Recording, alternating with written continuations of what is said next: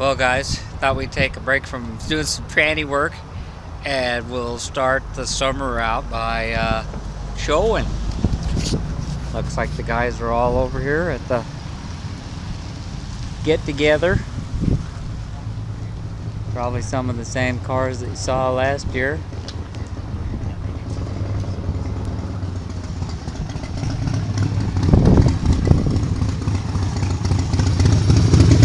Probably a few mods here and there.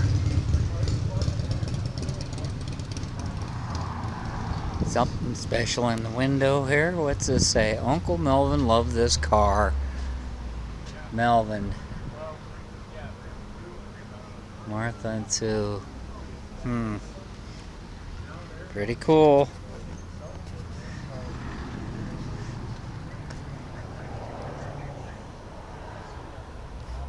Wow. Well taken care of. A 26 Model T. Second owner, 1980. Wow. You don't see something like that out on the road very often, do you? Guys, I got a special treat for you. This is a 26T we were looking at earlier, and I just met the owner, Ron. And how you doing tonight? Well, thank you. First outing, and he was telling me about all the accessories on this thing. Tell him. All sorts of accessories, some a little more strange than the others. One of them, though, was a stove. And the idea is that when you got to where you're going, if you're in a hurry, you could put this stove attachment above the exhaust manifold that's hot enough, it would heat it up and you could cook your meal. Yeah. I kid you not. It's in the catalog. Be great for warming burritos, wouldn't it? I guess so. I need a burrito. That's what I need. I guess so. Oh, that's great. That's fantastic. What other little things here? This looks like a non-stock radiator cap here. No, actually, that's original. Woo! Still warm too. That is original. And the lamps? Yep. That's all original. Frosted glass like that? Yeah. Neat. The only thing that's not original on here, although they made a speedometer add-on for it later on, was my uncle had a speedometer on it, so you can see from this gear here. And the problem was the speedometer he installed on there went to 120 miles an hour. So dropping it out of a plane? I was having to explain over and over, no, it really won't go that fast. About 35 or 40 is about it. Yeah. But, over a cliff or out of an airplane, but that's about it. The wind's blowing really hard. And those are the original wooden spoked wheels. Is. They used to make them out of wood back then. They How are. does it stay pretty stable? It is. Yeah, what I've done on these spokes is I soak them down with hot water and linseed oil on occasion. Do that about once every couple of weeks or so in the garage. Okay. And that really tightens them up. But, wow. Ultimately, I'm going to need to replace them all. We're just kind of slowly doing a restore on them. I don't see brakes. Oh, no front brakes. No front brakes. I did not know that. It does have what's called Rocky Mountain brakes installed on the back end. Those were an add-on as well. The Rocky Mountain brakes are essentially drum brakes.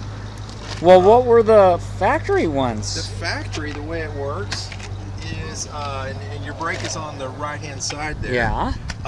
It would actually grab the drivetrain. Oh, okay. So okay. The problem with that, though, is if your pads on the drivetrain burn up or whatever, then you're in bad shape if you're going downhill.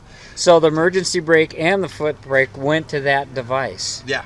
Okay. Mm-hmm. Yeah. So there's no help other than dragging your foot outside. Pretty much. Woo! You might find this interesting, and I just brought this tonight for the first time. But my uncle was the second owner. So it was originally purchased by a doctor in 1926. Nice. And he owned it, that doctor owned it till 1979. And he took it into a shop to have it restored. The guy who wanted to restore it bought it from him and restored it and sold it to my uncle in 1980. So my uncle, he drove it for the next 30 something years, and he passed away in 2015, and he loved this car so much. He had this car is engraved into his tombstone.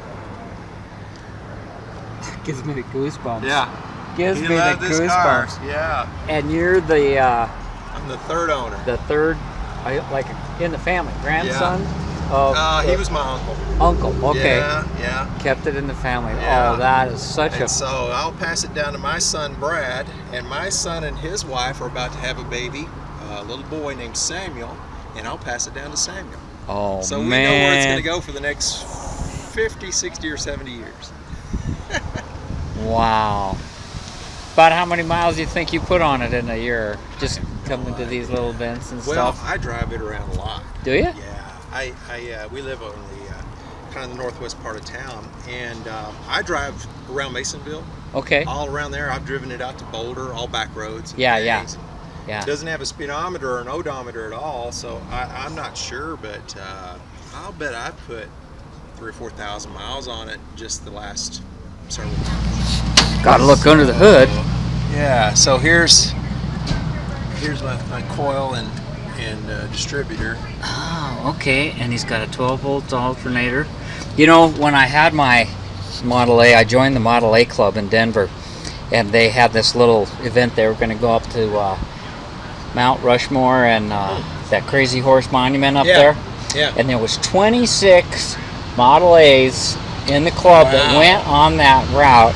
And the only guy that had any mechanical problem was a guy that had put an air cleaner on the carburetor. It was an updraft carburetor like that. Yeah. And he had trouble with it, and of course he pulled over, and everybody was huddled around it, all these old guys, you know, and they told him, get that off. He says, Henry Ford didn't put that on there. Yeah. They had the pans over here to kind of keep some of the dirt out. Oh, right. And the tolerances and compression was so low that it just didn't make any difference. Yeah. That carburetor, from what I understand, came from Texas, a place called Texas Tees, out of Texas. And then the only other thing that I've done is I replaced the Alternator? Yeah.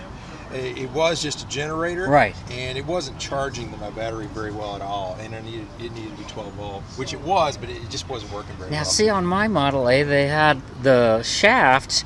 You had a gland nut that you could tighten. Your fan is separate. Yeah. But it looks like it's real wide pulley. You could put. Yeah. The reason it's a thin one right now is the alternator that he had on there was mounted off to the other side. Okay. So he actually had two belts coming off of the drive there, and one was going off to the side catching that other. Have yourself a good day. Thanks for watching. Thanks for subbing. TheEZGZ out.